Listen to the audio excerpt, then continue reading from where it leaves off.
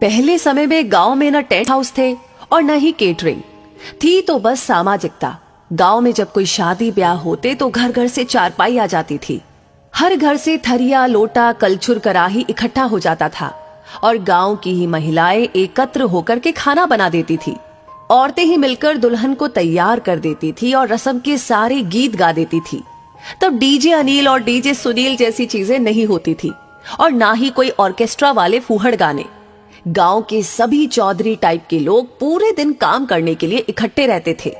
हंसी ठिठोली चलती रहती और समारोह का कामकाज भी। शादी ब्याह में गांव के लोग बारातियों के खाने से पहले खाना नहीं खाते थे, क्योंकि ये घरातियों की इज्जत का सवाल होता था। गांव की महिलाएं गीत गाती जाती और अपना काम करती रहती। सच कहूं तो उस समय गांव में सामाजिकता के साथ समरसता होती थी। खाना परसने के लिए गांव के लड़कों का गैंग समय पर इज्जत संभाल लेते थे। कोई बड़े घर की शादी होती तो टेप बजा देते, जिसमें एक कॉमन गाना बजता था, मैं सेहरा बांध के आऊंगा मेरा वादा है। और दूल्हे राजा भी उस दिन खुद को किसी युवराज से कम न समझते। दूल्हे के आसपास नाव हमेशा रहता। समय समय पर बाल झाड़ते रहता था कंघी से और समय समय पर काजल पाउडर भी पोत देता था ताकि दूल्हा सुंदर लगे। फिर दोबारा का चार होता। फिर शुरू होती पंडित जी की महाभारत, जो रात भर चलती रहती। फिर कोहबर होता और ये वो रस्म है जिसमें दूल्हा दुल्हन को अकेले में 2 मिनट बतियाने के लिए दिया जाता। लेकिन इतने कम समय में कोई क्या खाक बात कर पाता। सवेरे खिचड़ी में जम के गारी गाई जाती और यही वो रस्म है जिसमें दूल्हे राजा जेम्स बॉन्ड बन जाते। हम नहीं खाएंगे खिचड़ी। फिर उनको मनाने कन्या पक्ष के सब जगलर टाइप के लोग आते। अक्सर दूल्हे की सेटिंग अपने चाचा या दादा से पहले ही सेट रहती थी और उसी अनुसार आधा घंटा की पौन घंटा रिसियाने का क्रम चलता और उसी से दूल्हे के छोटे भाई सहबाला की भी भौकाल टाइट रहती। लगे हाथ वो भी कुछ न कुछ और लहा लेता।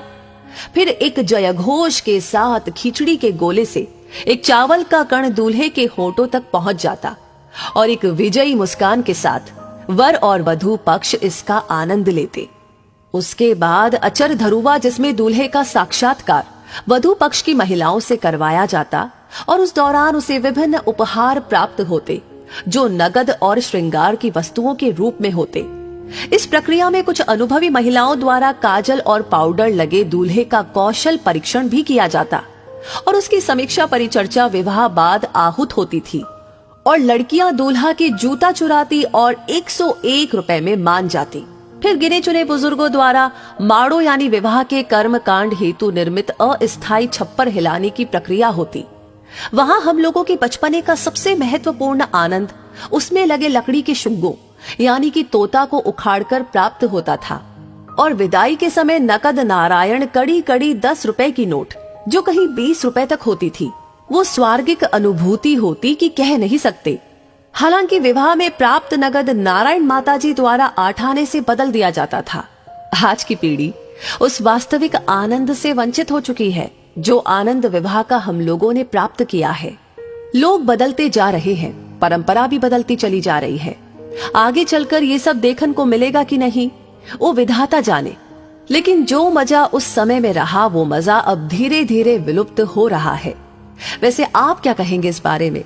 आप कितना सहमत है? आपकी क्या राय है? हमें जरूर बताएं और इस वीडियो को ज्यादा से ज्यादा शेयर जरूर करें।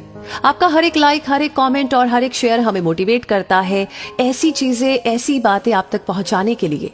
साथ ही हमारी हर वीडियो को सबसे पहले पाने के लिए हमारे पेज को फॉलो करना ना भूलें।